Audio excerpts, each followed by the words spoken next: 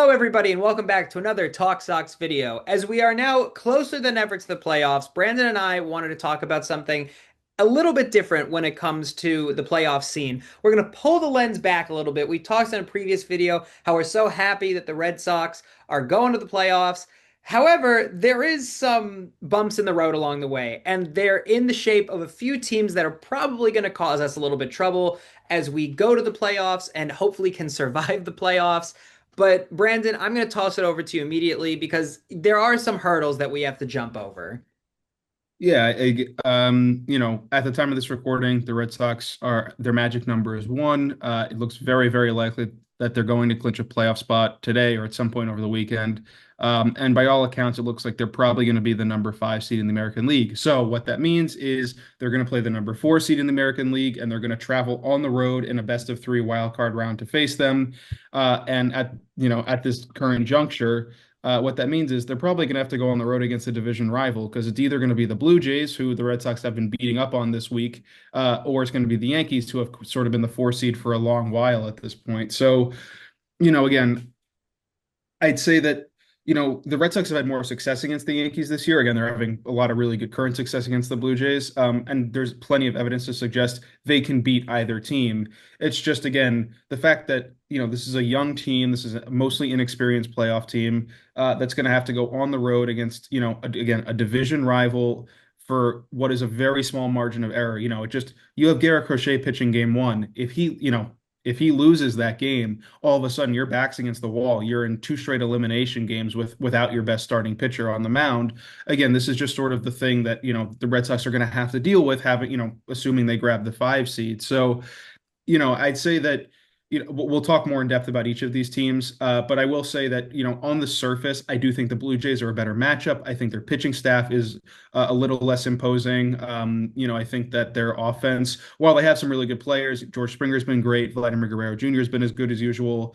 They don't have like the kind of impact talent that like Aaron Judge obviously brings to the table. So I will say that I'd rather travel to Canada for that first playoff series, but obviously the only thing the Red Sox can do right now is just keep winning. They can't really control their opponent. Again, something that also that we've seen these past few days as of this recording is that we're kind of sweeping the Blue Jays already. In theory, I don't think that a few weeks would make that big of a difference, but something that you also kind of alluded to is that it's an away game. We're not in the confines of Fenway, and we don't have the beautiful green monster to help us out. Mhm. So, I think that does put us at a little bit of a disadvantage going to Toronto. Again, I agree with you that going to Toronto and facing off against people like the Blue Jays is way better than going up against last year's World Series contenders. But we'll talk about the Yankees in a sec. I agree with you that to me, the only true threat at this point is Vladimir Guerrero Jr. They have the Blue Jays have okay players. Their pitching staff doesn't really frighten me compared to what our lineup looks like right now on the Red Sox. As for the Yankees, they have great pitchers right now. They haven't been amazing this year when going up against the Red Sox. Mhm. But again, I don't want to extinguish the idea of look, they still made it to the the World Series last year. They have, I'd say, 75% of their players still from last year. So at the end of the day, you have to remember, I think the playoffs really fuel the fire in these teams. So I say maybe a few weeks doesn't make a difference for one team, but for another team, it definitely can. Yeah, I think obviously, the Yankees are playing slightly better than the Blue Jays are in recent weeks. Again, obviously, the Red Sox are beating the Blue Jays in this current series. For what it's worth, the Red Sox have, at the time of this recording, a 5-7 record against the Blue Jays this year. They might be 6-7 by the time all is said and done, but that's still below 500. And they have a 9-4 record against the Yankees. Again, they went on that nice like 8-game winning streak in the season series against them this year. So again, regardless of who they play, there's plenty of reason to believe that they can hang with them. It's just, again, I think pitching matchup wise, in a 3-game series right now, the Blue Jays are probably rolling out like Kevin Gausman, Shane Bieber, and like maybe Max Scherzer as like their top three guys, especially since Chris Bassett is currently injured.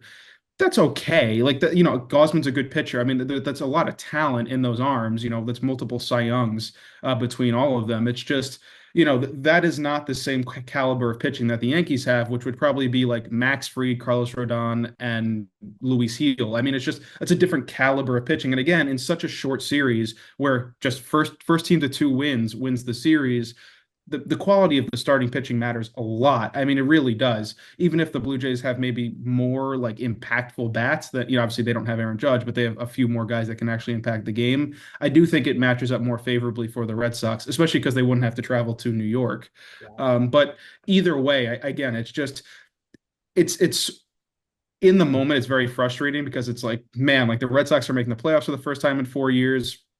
It feels like it would be nice to see a game in Fenway Park, in the playoffs in October. It feels like, it would be nice to have like a little bit of a favorable schedule, but it is also, bird's eye view of this. It is sort of nice that like, hey, the Red Sox are going to have to earn their way through the playoffs. Like they're not going to get, any sort of like easy matchup early on. Like this is going to have to be if they're going to win, if they're going to get to the ALDS and then maybe the ALCS and beyond, they're really going to have to prove it against some of the best teams in baseball and in their division.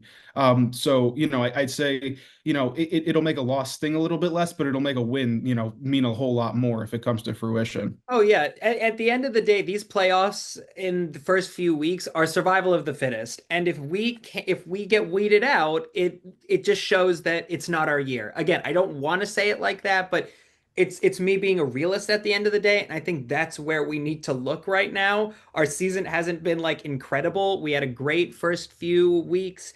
In the middle, things started to fall off the tracks, and then as we are standing right now, I'd say we're on thin ice. So I'd like to get a little higher on that totem pole. Hopefully, the playoffs can really show that off. But as always, we'd love to hear your thoughts about this. Where do you think we stand on these potential team matchups? Do you think we have a chance? Do you think that we're going to crap the bed? Hopefully not. But as always, we'd love to hear your thoughts in the comment section below.